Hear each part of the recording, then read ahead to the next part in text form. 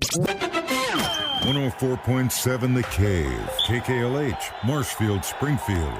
Broadcasting pure classic rock from the Just One More studio in beautiful Midtown Springfield. It's Ned Talk, your local live sports show. Sports talk for imbeciles. I hate that show. Now, here's Ned.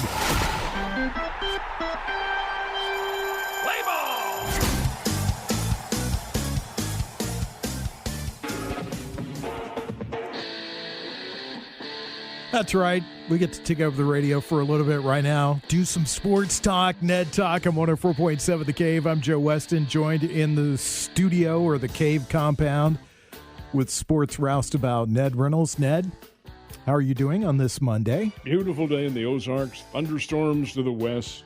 No baseball, at least on a couple of fronts tonight. Otherwise, beautiful day. And Stormy's with us in your Drury attire, getting set for possible basketball season. Possible. Yeah, I'm ready for the ladies to start back up. Well, ready for the guys, too. We'll see what happens. A little bit of that to talk about here on the show. Yeah, that's a bit of a problem, too, Joe, that you may or may not be aware of, is the Great Lakes Valley Conference did come down with a mandate today, canceling, not postponing. Well, that's not exactly correct, but moving all of fall sports to late winter and early spring, and that included football. Wow. Now, how they're going to do that, and they say, well, Drury doesn't play football. No, but Southwest Baptist does. Yes. And Missouri S&T does. Yes. And I'll tell you, Truman State and Jewell and people like that. So they won't have fall football this year. None. And how that's going to impact the sports scene is extremely interesting. Now, when you have moved all fall sports up to the end of the fall semester, which is December the 18th, that does include basketball. So yes, we'll see what that does with the basketball season. This is really dicey. And as of right now, the GLVC has said they're going to come down with a decision. I believe it's on October the 1st when it comes to men's and women's basketball for that conference. So we'll have to see what they end up saying as well. Just absolutely crazy what we're going through. I think we got a good, swift reminder how fragile all this stuff is today.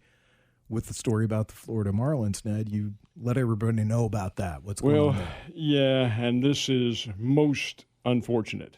It all boiled down to a situation that occurred yesterday prior to their game with the Phillies.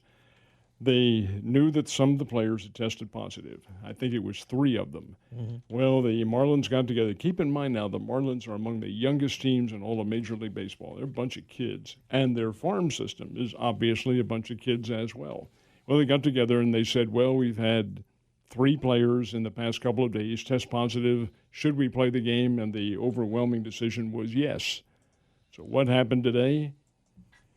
Oh, boy. Let's see. It's 11 players who have tested positive, plus 2 officials. So that's 8 more players tested positive. Now, keep in mind, a lot of these guys are asymptomatic, but that doesn't matter. You're still contagious when you're asymptomatic. And this obviously presents a spread. Now, I've been reading some stories from the reporters in Florida who seem to think that because of the youth of this team, that some of these young guys, and we're talking about guys who are 19, 20, 21, got involved with perhaps the social scene in Miami and may have been infected down there because the state of Florida has just an overwhelming number of COVID-19 cases. But regardless of that, the Marlins said, we're not playing today. They can't. They can't play. Right. So that game with the Baltimore Orioles, which was their home opener, has been postponed. And in addition, the Philadelphia Phillies-New York Yankees game was postponed. Why? Because the Yankees were coming to Philadelphia and would have occupied the same dugout and the same clubhouse as the Marlins had, and it had not been cleaned and disinfected. You have to do that. So I would think that tomorrow night's game, which I don't know how they're going to reschedule this, as a twilight night doubleheader perhaps, or something of that nature for both teams. But the disinfecting procedure will be... Major League Baseball with a doubleheader? How long has it been since we've seen a good one of those? Well, the day-nights we have. I know. Let me ask you this question. Did they made that decision to play on their own? Did they let the Phillies know of the situation that was going on with them? More than likely not. Because that's a private decision. Wow. But now, Joe, I don't know that as a fact. And it also would come down to what the players have signed release-wise, for HIPAA. If they don't have any kind of something the worked into the contract saying, okay, we can release this if this happens under HIPAA laws. They can't necessarily. But couldn't they just come out and say, we've got some players that have tested positive? Well, no. Don't get me wrong. They may have done that. May have done that. So the Phillies were probably aware of the positive test, yes. But it's 3 guys, and you're playing baseball, so the social distancing really takes care of itself out on the field. So I would think they said, if in fact they were even consulted, they probably said yes. Huh. Well, I think that just, again, goes to show how fragile all of this is, that just a couple of boneheads. Well, you brought that up several weeks ago. Yeah, could really shut down the sport, because you think about it for a second and you think, if this is a widespread thing with the Marlins and maybe they don't have enough players to field a team at some point, what do they do? Well, what do they do then? No, they will have the players, yes, because that's why they have the taxi squad. Yeah. But this taxi squad that the Marlins have is even younger. Than the players, the varsity players out on the field. Going to look like an episode of The Little Rascals they out have there. A couple of their recent draft picks, just like the Springfield Cardinals do. They're talented players, but come on, are they ready for Major League Baseball? Probably. No, not probably. They certainly are not. But let's see how that runs out. What does bother me, and I must admit to you, I have very strong feelings about this, is the media immediately saying the season is in jeopardy. The sky is falling, ladies and gentlemen. I despise that level of reporting, and you're seeing it with this circumstance now. Now, it could be that if there is a mass outbreak of coronavirus, yes, those things would happen. But this is not it. This is a team. Let's see what happens. Well, I think you've got to almost take that look at it in some ways, because, again, we did talk about this, that it doesn't take very much to cause the sport to shut completely down again. No, Joe, you're not understanding what I'm talking about. I'm saying that, yes. Yeah. But to use your opinion in writing stories like this and to throw that in as it doesn't exist yet. Yeah. Write about the facts. Yeah, exactly. There's no need I agree with you on that 100%. Stick with the facts and don't sensationalize it just for a big headline. That's I think what's Ned getting to, and I agree with that completely. We've had too much of that, and it's done a lot of damage with that side of it too. Just the good old the W's, who, what, when, where, why, and just do some good old fashioned journalistic reporting. And Stormy, that doesn't exist anymore. Well, we can try. we can always hope. Just keep swimming. Hope. Just keep swimming. Anyway, Upstream? I think we are in this one. We're trying to spawn without a paddle. Did you watch any baseball over the weekend? Oh yes, absolutely. I saw the Cardinals, saw the Royals and the Cleveland Indians. In fact, Cleveland is a little bit upset about Saturday's game, which they lost, because they lost it under the new rule in which the Royals could start a runner on second base in the extra inning, and that runner scored. The Indians are extremely upset at all this. But, hey, that's the rule. Whether or not that exists in 2021, I don't know. The designated hitter, in my opinion, will be in the 2021 season, because I think that is going to be a part of baseball. The runner on second base, that may be a bone being thrown to the Players Association for future contract negotiations. There are just so many variables involved in that, but that and the expanded rosters and the pitchers, the relief pitchers throwing to 3 batters, hey, these are all rules that are going to be coming into play. Mm-hmm.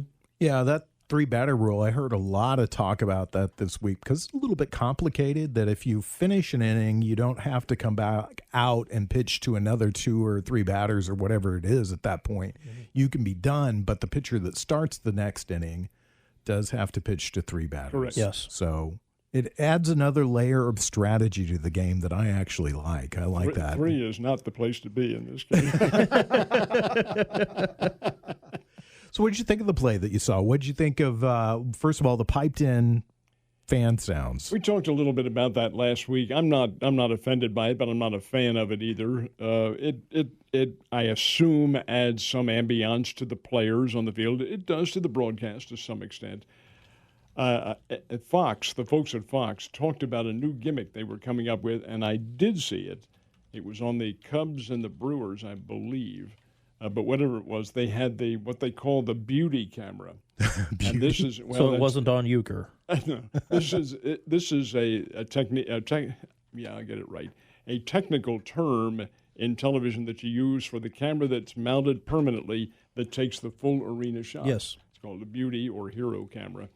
And in this case, they had it mounted in the press box at Wrigley Field, and they were able somehow to put crowds in the stands. Oh, they did it with some kind of a computer gimmick of some sort, but it was only the one camera. When you went down into the field cameras of the action, then obviously the stands were nice empty. little bit of CGI action. But indeed, to see that and to see them use that technique, and they just used it a second ago on this other game that we're watching here, it does add something to the game. But as far as the piped-in noise, does it really add something to the game? I mean, we're not stupid. I know nobody's there, so if they pull back and they show a crowd, I'm like, there's nobody there. Okay, it doesn't bother me that there's not a crowd there. Why do they feel compelled to do all this garbage? Because this is the first time it's ever happened, and they really don't know what techniques to follow. This is, guys, we've talked about this before. This is uncharted waters. We don't know where we are. There is no formula to follow for anything, for televising sports, for operating our lives, for sitting back and doing nothing, which I absolutely decry. Hey, you've got to learn to adjust, and that's what we're doing under this pandemic. What was the last time we had a pandemic was over 100 years ago, and hopefully we'll not have another one for 100 years. Exactly. I kind of like it, and like we talked about last week, I like it for the sake of the players. It is and crowd noise is something they're used to during games, and so it kind of levels things for them psychologically. But like you said, the beauty shot with the camera, I think, is more for, hey, can we do this? How would this look? And I kind of like it. When I saw the shots of it and some of the highlights, I was like, well, that makes me feel a little bit better to see that. I know it's not real. I don't care, but it still makes it seem a little more back home welcome to baseball. Now, I so did I can like in that. the Cardinals game. I did want them to make note, and they did, of these are real live people who are sitting on top of the special stands that are built on top of Ballpark Village. Yes. And they've sold 100 tickets for that, and the season ticket holders are the ones who get first dibs on that. And it did look as though they had a pretty good turnout for Friday's game, and I didn't see too much of Saturdays and a little bit of Sundays. It did appear as though there were fans who took advantage of those seats. Same at Wrigley Field in Chicago. They are selling those apartment bleachers or whatever you call them. Now, and let's be clear about that. Major League Baseball and the teams are not selling no, those tickets. That's all private. That's right. private That's of outside the ballpark. Yeah, exactly. So there's no that's a free-for-all. Yes. Pretty much just a free-for-all what's going on there. And considering the fact that there are no fans in the ballpark, that can be a moneymaker. Yeah, you bet it can. Yeah, it can be absolutely a moneymaker with all of that happening. Did you see anything?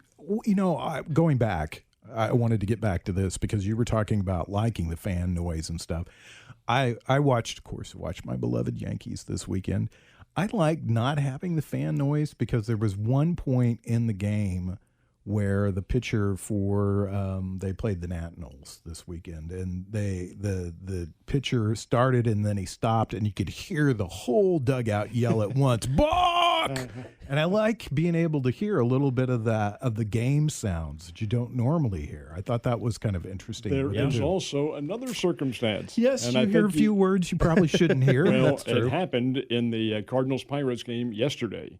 In the third inning of the game. Now, admittedly, the home plate umpire, a guy I did not know, Jordan Baker, was really having a rough day.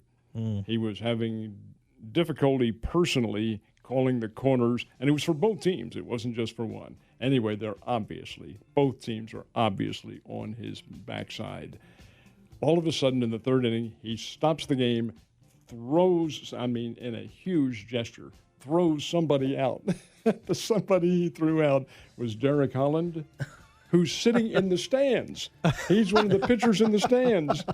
And that's how the voice carries. I guess I got the biggest charge out of that. Because obviously Holland, from the stands, they have those little umbrella-like areas where the pitchers can sit all 6 feet apart. He obviously said something that was not kosher. Can you imagine Billy Martin with that kind of leeway, though? I mean, my gosh, what we would hear. You'd have a guy on the bleep button that sound like a telegraph line going.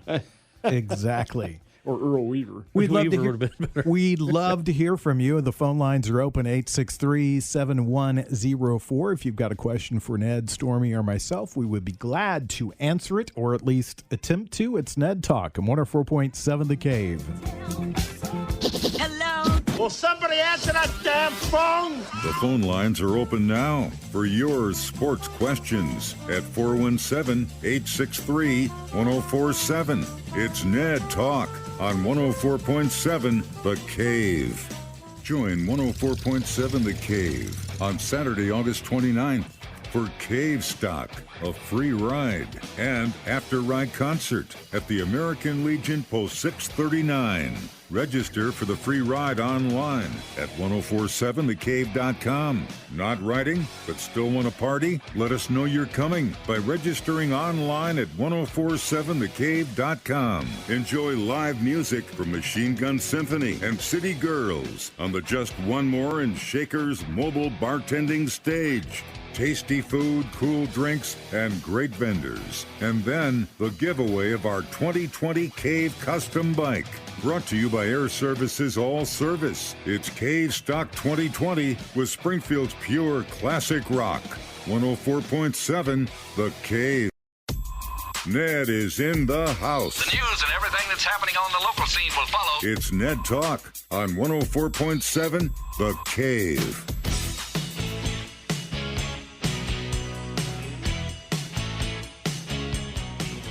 Ned Talk on 104.7 The Cave, your local live sports radio talk show. Stuff going on with the NFL. Let's talk about that. News that really hurt for the Chiefs on Friday came down with the doctor saying he's not going to play this season. Your thoughts on that? Well, I talked about it a little bit this morning, too. It doesn't surprise me because what he did, this is Laurent Duvernay-Tardif, who is an outstanding offensive lineman. And he really earned great respect from me for this decision that he made, opted out for the season. Okay, he is a physician.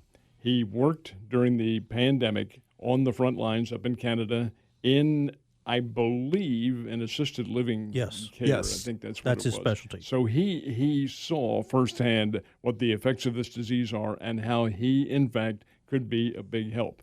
So he opted out for the season. Also today, DeAnthony Thomas, who is a former Chief with the Baltimore Ravens now, has opted out for the season, I'm sure for different reasons. But the fact that anybody who's been associated with medicine in whatever regard, the Ross brothers, Tyson and Joe. Tyson Ross pitched for the Cardinals a couple of years ago, and Joe Ross with the Washington Nationals. They both opted out for the year because, their dad's a pediatrician. And I'm sure he said, get out, boys, get out. Don't infect yourself. All right, what does that do? Why did Laurent Duvernay-Tardif, why does he earn my respect? I'll tell you exactly why. He would have been paid this year almost $3 million for the season. He is forfeiting $2 million of that salary to do it. He gets paid $150,000. The rule in the NFL is anybody who opts out is automatically paid $150,000, and that is it. The rest of their contract, voided for the rest of the year. Not forever, but for the rest of the year. So I don't think he needs the money. He knows his career is that in medicine, not in football. The football's great while it exists. He signed a $41 million contract a couple years ago.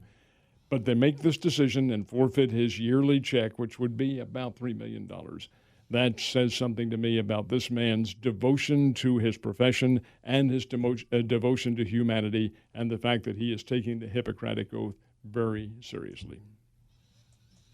Yeah, and he's going back into the field where it is probably the most dangerous in that assisted living type of situation, because these are the people that are the most risk. So that did take a lot of guts and a lot of determination on his part to say, you know what, football's nice, but it's a game. I'm a doctor. I need to concentrate on the people who need the attention most. I like what he had to say. He said, I'm giving up something that I love doing. I love playing football. It's a game that I love, but I feel like I'm needed here right now, and I need to do that. So high props to that guy for doing what heavens, he's doing. yes. Yeah, exactly. But Stormy's brought us up to date because they did sign. Who did they sign to take his place? Kaliche Osamele, I think. That's easy for you to say. Yeah, that's why I didn't try that. He is not a rookie. He's a kid who's been around for a long time. He's from Iowa State.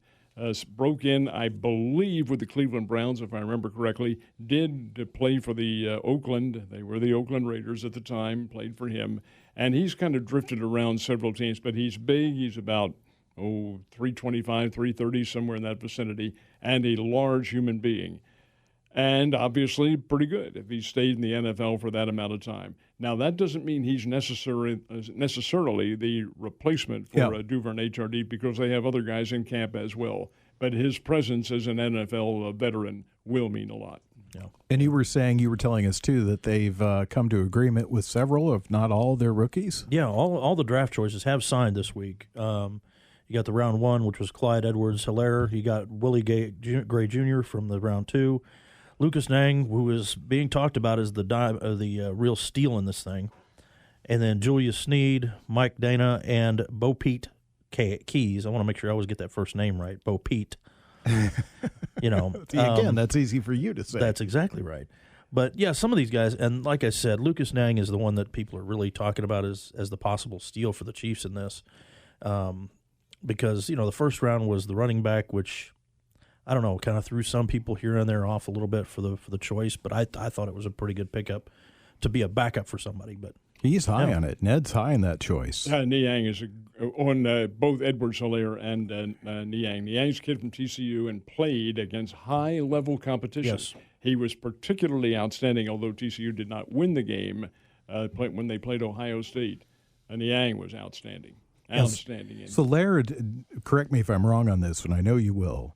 He's mainly a receiving running back, Correct. and so that's why everybody's kind of excited to get him in the fold. He's only about 5'7", 5'8", somewhere in that vicinity. Very quick, extremely quick, and extremely hard to get a hold of. But yes, he is a receiving running back. That doesn't mean he won't be handed the ball by Pat Mahomes, but he will also be a target along with, you have Tyreek Hill and Kelsey and Watkins and all these people. Incidentally, I was reading a very interesting little dialogue today on how the Chiefs were able to circumvent the salary cap and signing our big kid up front, Chris Jones.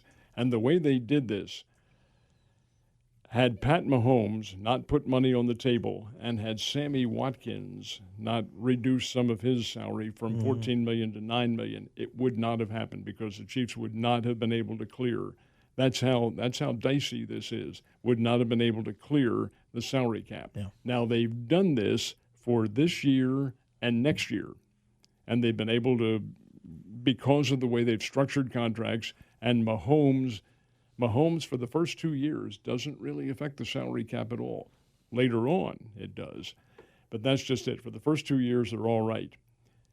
Then the years after that, they're going to have to do some really solid working and maybe releasing of some players and things like that because it looks like, and this is just a guess, it looks like that salary cap going to come down. Way down because there are no fans in the stands this year. And if that happens, whoa, that's going to be difficult. Yeah. And any way that the owners can look, especially in football, to cut that salary cap, they will. They will. They'll cut it down. They will do that. They will do that. And that will even the playing field extensively in a lot of respects. Of course, there are ways around it, too, by restructuring contracts and things like that. But depending on how it comes down, well, we'll just have to wait and see how things work out. Stormy, you've done quite a bit of research. Anything else you want to share with us? Well, it's just some of the players, like I was talking about with Nang. I mean, he went 44 games without a sack, allowing a sack, so he's a very good run blocker. They say he does need work on his pass blocking and mainly with his footwork. But with the staff Reed has, that's something that I think they'll be able to work out pretty well. But Gray Jr., is another one that. And then Edwards-Helaire, who, I mean, his style fits in with the Chiefs' offense very, very well. And so Reed, I think, saw that, and a lot of people, myself included, I didn't know where he was going with that first pick like that. And, boy, after doing a little research, I'm like, oh, okay, This is why Big Red is the man that Mitch Holtis told us so much about with the mathematical equations that it seems like all over the walls. And so it everything adds out with Andy that reads so well once you get down to it and you start looking at the research. So all these guys really are very good picks and have a lot of potential with the team. And some of them who are kind of still a little iffy here, maybe something that's trade worthy for something better down the road, saying you've got a guy we need in our system. This guy will work better for your system. We can do a swap in there. So the picks were very good. They'll have to do quite a bit of jury rigging with their team because of those circumstances, the salary. And there will be some guys who you like who are going to be cut this year. They'll have to. But that's part of the nature of pro football. That does happen. I think the bottom line desire for all of us is that there is a pro football season. Yes, absolutely. And in a surprise to me, the overall analysts gave the Chiefs, who usually are like to take the Chiefs and the Cowboys and some of these other quote-unquote teams that aren't in the bigger cities and say, yeah, we're not so good. They actually gave them a B+ in their overall grading of how they did the draft. So I thought that was a positive thing for the Chiefs. Real quickly, the other big news story, something that we've covered quite a bit on this show, was Washington is now the Washington Football Club or team. Football team. And that happened fairly quickly, but they still have not come up with a new nickname. And have you heard anything? No, and they really can't, Joe, probably until the end of the year because there's so much branding and all of the circumstances involving material that's out there and, hey, you name it, everything involved. It's going to take so much time to come up with this. The name change will probably, I think the one that's the leading candidate right now is the Warriors, which would be fine. I don't have a problem with that at all. Mm-hmm. And if that were to happen, they would have to get the name change in place sometime, obviously, by the end of the season so that it can all be worked on in the offseason. Did you see the hockey team, the big reveal on the Seattle hockey team? I thought that was a pretty clever name. It is. The Kraken, yeah. They are it's a mythical, mythical sea beast. Mythical sea beast is what it is. It's an octopus-type character. But it's pretty clever. Release the Kraken! Yes. Here comes the Kraken. Ned has he to is checked by a Kraken. Ned has to get the Kraken out of his throat. That's what it is. We're looking for phone calls. If you've got a question you'd like to ask us, 863-7104. It's Ned Talk on 104.7 The Cave. The phone lines are open now for your sports questions at 417-863-1047. It's Ned Talk on 104.7 The Cave.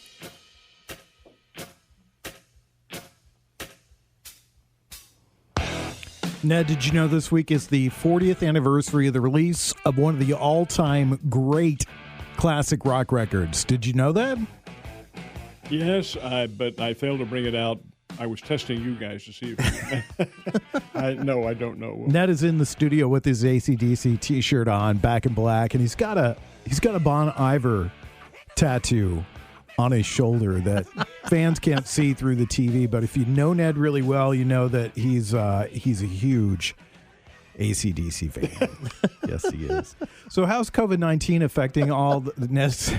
He's gone. Hey, it's also Bugs Bunny's birthday, so if we're going to go to this completely irrelevant for 5 seconds. I do know Bugs Bunny. Yeah, he's actually older than you, so. Really? 80. He is. He's got me beat by a year or so. Okay. Well, let's get back to normalcy, or as close as we get to normalcy. I was going to say, yeah.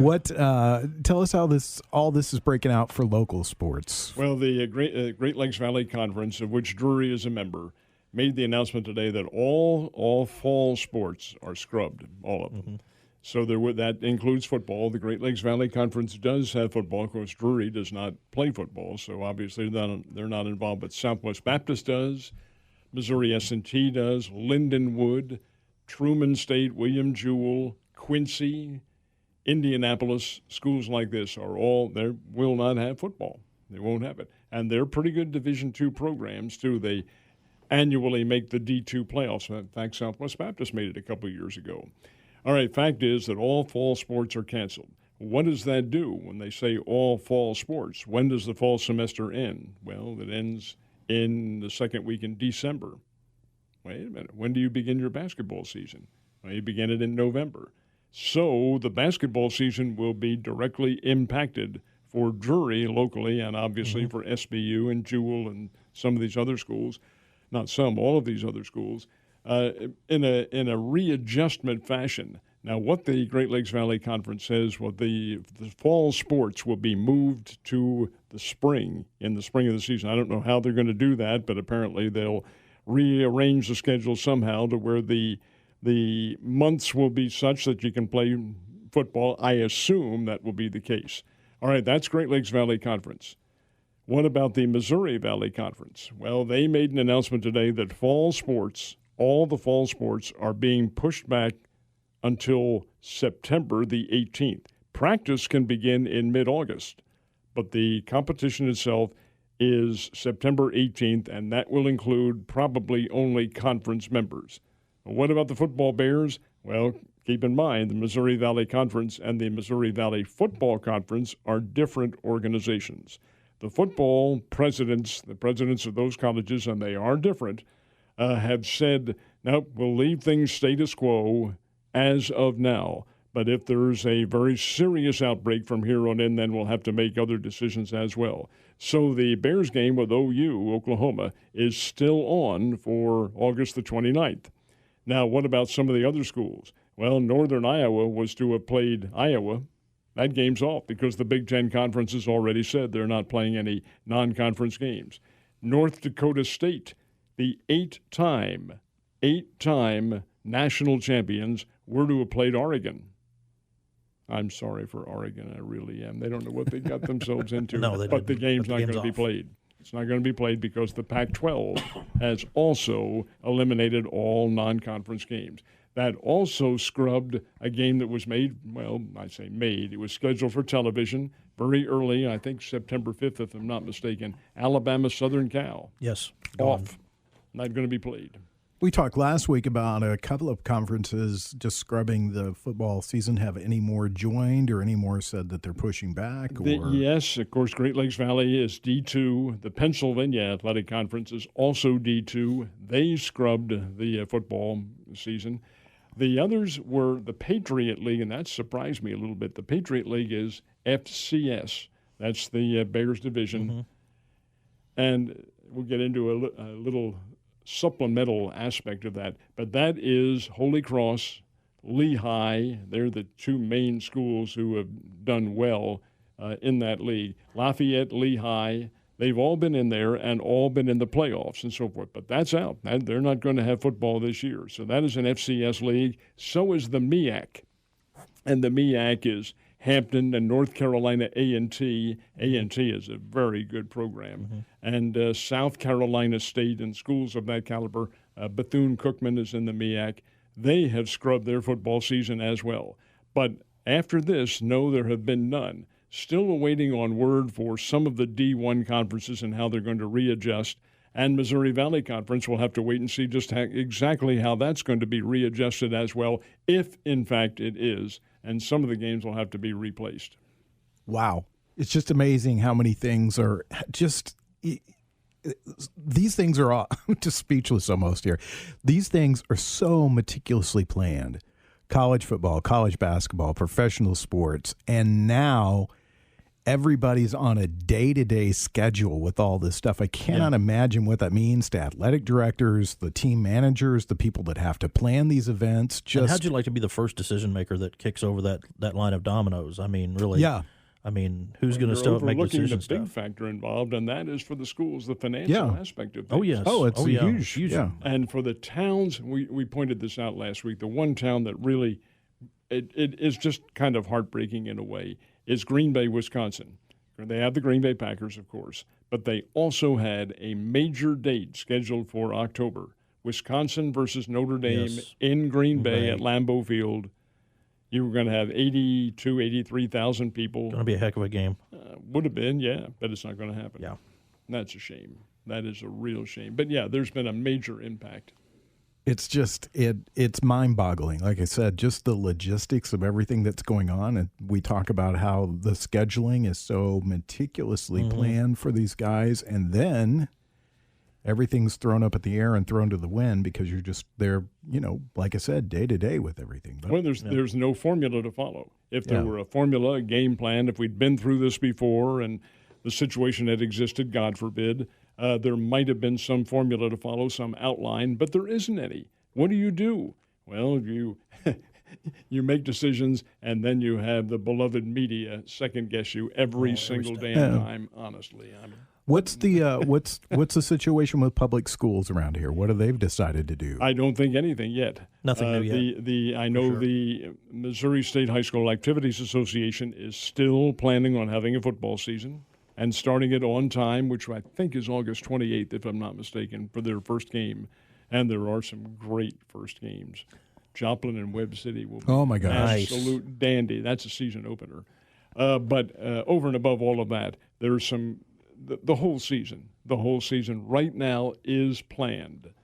But again, that's up now. That's July the 27th. But it's 1 month from now that they kick it off. Yeah. It's just amazing. I know public school announced last week that they're giving kids the option of schooling from home. They can also attend, but they're going to attend, I believe it's 2 days, and then 2 days they do home learning, and then there's 1 day in the middle of the week that they're doing a deep cleaning. And I just can't imagine how that affects sports in and of itself, too. Well, you have to take all students, this is my look on things, you have to take all students into consideration, and what number of students don't have computers at home? Who can't take it online? They don't know what's going on? Is that fair? No, I don't think it is. Well, I know the public school system has been working with a lot of people to help them with those things. My niece is a teacher in the public school system, and she works with a lot of low-income families, kids that are behind, and they give those kids computers and work with them on making sure that they're connected in some way, shape, or form with school. But then again, it's up to the parent, to make sure that the kids actually get involved and do this stuff. So we'd love to hear from you. We've got our phone lines open at 863-7104. We are Ned Talk, your local live sports show right here on 104.7 The Cave. Ned is in the house. Technology, huh? 3 steps forward, 4 steps back. It's Ned Talk on 104.7 The Cave. Ned Talk on 104.7 The Cave, your local live sports radio talk show. Stormy Davis with us, Ned Reynolds, our sports roustabout. Stormy, it is time for our asylum update. We had a bye weekend this week, and so good time for the guys to get some rest and rehab and everything else. I got some much-needed rest for sure, and a little relaxation with the family yesterday. But yeah, another game coming up this Saturday, 7 p.m. out at Cy Sports in Nixa. They're on AA right off of the highway. Out towards Summers at the river, just one line past there, and it's going to be a good game. Well, I don't know. We'll see. The last two have been good for us anyway, especially that last one, 112-14. But this week we've got a team out of the Kansas City area in Kansas, and of course my draw a complete blank on the name of which goes. It's kind of a weekly tradition, but I'm able to pick out that one question that you don't know the answer to. Oh God, this is what He's got everything written down on a piece of paper, all nice and neat, and I just spoiled that. What is the name of your league again? It is the IDFL, the Impact Developmental Football League. Okay, this is the Kansas City Impact Developmental Football League Club. Okay, is that what it is? Okay, if the Washington, it's a Washington knockoff. We've got a computer here in front of us. Let's look it up. Let's see what we get. We're going to have a good game, and one of the big highlights of this game is that we have a player who will be having his 150th consecutive semi-pro start. Joe Helms, who is one of our offensive linemen, I've known for a long time, played for the Wolfpack, played for the Voodoo here in town. The Voodoo, very short-lived arena team here, but also played several seasons for the Four-State Fusion down out of Joplin, and Joe is just a phenomenal player. He's got collections of championship rings. Play? He has been he's been the nose tackle. He's been an offensive line center, and a couple times they even tried lately to use him as a running back because of the size and try to power through, but didn't really hang on for a while. What is his size? Joe is about 6'1", 6'2", and about 295, 300 pounds. So, I mean, he's a monstrously big fellow. The fridge coming into and he play. can, but he's very good. He moves really well for as many years as he's been playing, and just really does a phenomenal job for the team, and kind of the old man player on the team, if you will, a little bit because of his experience. Pleasant Hill Steam, is that it? The Pleasant Hill Steam, that's it, the Steam. That's right. All right. Sorry, but Okay. that's just not a name that really pops up into your head when you go into a football naming is the Steam. But when it's 95 degrees at kickoff time, it's going to be steamy, yeah. Exactly. But we've had a great time. We've got a couple of food trucks going to be out there for the fans, and it's always been a nice time so far. Okay, guys, I'm going to play a little bit of trivia with you here. Let's do it. It's not really trivia. It's just awareness of things. Okay. You guys are familiar with the Topps baseball card company. Yes. Oh, yes. It's one of the most iconic companies in the world. The previous record had been over a 24-hour period for sales, 19,000. Vladimir Guerrero of the Toronto Blue Jays, when he was with Toronto. His baseball card that Topps put out sold over 19,000 in one day. That was the record. The record was obliterated yesterday with a new card that came out, 51,000 sales and more, orders included, all for the newest baseball card that Topps put out. Set a record. They're terribly pleased by it, of course. Who wouldn't be? Who do you suppose it was? Dr. Fauci. That's right. You saw that story, didn't you? No, I didn't. The funny thing was I saw the pitch and I saw how terrible, poor guy. And I know that I probably wouldn't do any better. And I played baseball for a long time, but I know I just get out there with the nerves and I'd slide into some guy's crotch like that one guy did. But I saw somebody yesterday was talking about it, and they said, Topps should do a baseball card of that. Oh, they did. And so just a wild guess, they did. And so they did, and it was the picture. The picture that they have on the card is him throwing out the pitch at the Washington Nationals game, which was last Thursday? Yeah, Friday. Thursday night. They have that on there. Now, it doesn't show where the ball's going, but it does show him letting him go with the ball. But his baseball card, over 51,000 sold. Oh, my gosh. Have you ever done that? Have you ever thrown out a first pitch? Twice. How'd it go? For Springfield Cardinals games. Once, the first year I did it was 2005, and I got out there and I thought, well, I don't remember how old I was at the time, but old. I got out there, towed the rubber. My buddy Kirk Elmquist was the catcher. Yep. I threw it low and inside and got past him. It was not – I thought I was really going to throw fast and all that, show these people that I'm a stud and all that. It was a terrible pitch. The last time I threw one was last summer. Mm-hmm. And I got out there, and the guy who was doing the catching was a warm-up pitcher, one of their relief pitchers. And I said, hey, buddy, let me toss just a little bit to you. So I did, warmed up a little bit. And he got out there, caught. It came time for me to throw it, and I thought, God, I can't throw another wild pitch. I just can't throw one. So I lobbed it up to home plate, and it didn't reach home plate. Have you ever done it? I never have. But with no rotator cuff in my right arm right now, it'd go right into the ground. I'm not going to lie. I'm modest about that. When I coached, one of the things I really hated to do is when the catcher wasn't ready and they needed somebody to go out and catch our kids, and I would go out there and my fat butt would get behind home plate, and of course the kids always wanted to show how strong they were, so boom, right one would always hit me in the leg or the knee or something, and you can't show any pain, so they'd always go by me, and you'd have to go pick them up and throw them up, and there's about 30 to 40 parents sitting there watching your fat butt sweat and try to catch these things till a catcher runs out and you can get it all started up again. Oh, gosh, yes. Yes, that can happen. So we've talked a little bit about baseball. How have you feel to have it back? Well, delighted. Yeah, I must tell you, because I am a baseball fan personally, and it does give us an attention geiger that you can follow, something on which to look and to mount some interest. Guys, I said this on this show before and on TV as well, that when everything shut down back in March, when everything was collapsed and closed and all this sort of thing, I mentioned the fact that I'm not sure this is a great idea. Yes, I understand you're slowing the spread of the virus, and there is no cure for the virus, there's no vaccine, but you're also damaging the American psyche And I'm not sure that is not more harmful than the virus might be. This is coming from a novice. I don't know anything about it. But when you close everything to which the public has identified, not just in sports, but entertainment, anything, and our lifestyle, that is not a good thing. It is not good at all. So to have baseball back and then to have, NASCAR and golf, but then you'll have the NBA and the hockey beginning a little bit later on this week.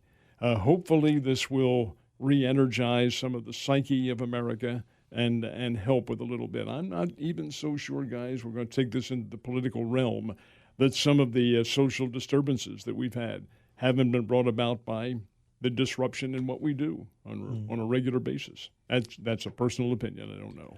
Well, I always thought sports is one of those things that should remain as pure as possible and try to stay away from the political realms of things, and that should be an escape for people. If you want to hear about that stuff, there's plenty of places you can tune into it. So I was thrilled that baseball was coming back. I was not thrilled that a lot of political things are being tossed into the mix there.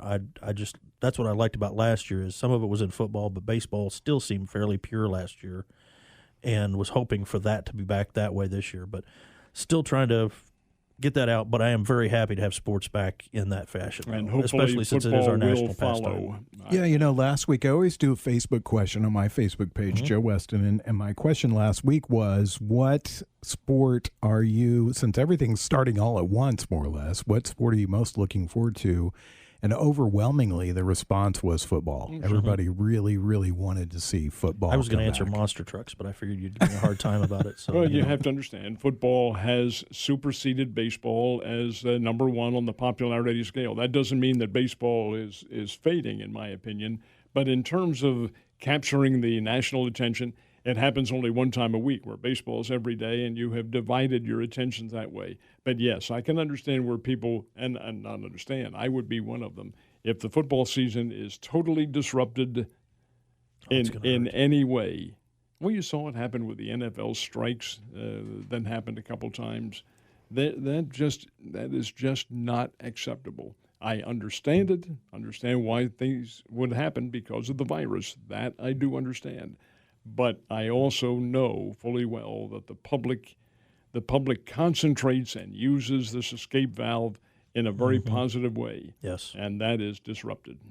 Well, I think we've already seen that it is partially disrupted in the fact that we have no preseason NFL football games. It doesn't bother me a ton because I don't really care for those games anyway, because, it's 1 quarter, 2 quarters, then nobody plays, and then the fourth game it's kind of 2 quarters and they're out. So you really don't gauge what the team is actually going to be like from any of those games. I think baseball, for me, I love the preseason baseball. It's just fun to sit down and start a game and then just get up and leave, because by the 7th or 8th inning, when it was 3-2 at one point, it's 14-6, and there's a bunch of guys wearing 99 and 98, 97 as numbers. So, but there is that slight disruption already going on in the NFL. I'm not so sure, Joe, that the no exhibition games. Now, excuse me.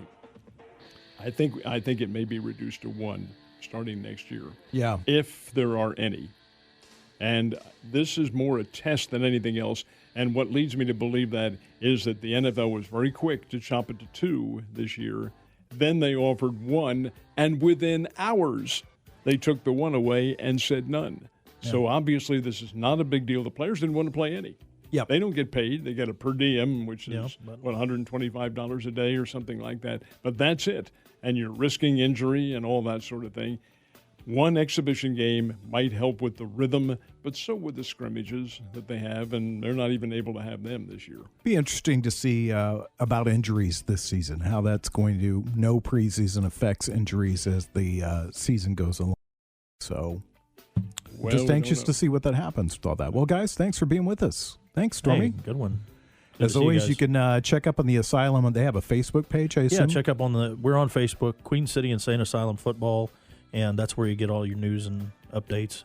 Ned Talk has a Facebook page, too, as well. We do. Stormy takes care of that for us, too. Ned, you have a Facebook page? How do you spell Facebook? Come on. Come on. Barely got answer is using no, I Twitter, do is what he did. All right, we'll see you next Monday night. It's Have a Ned great week. Talk on 104.7 The Cave.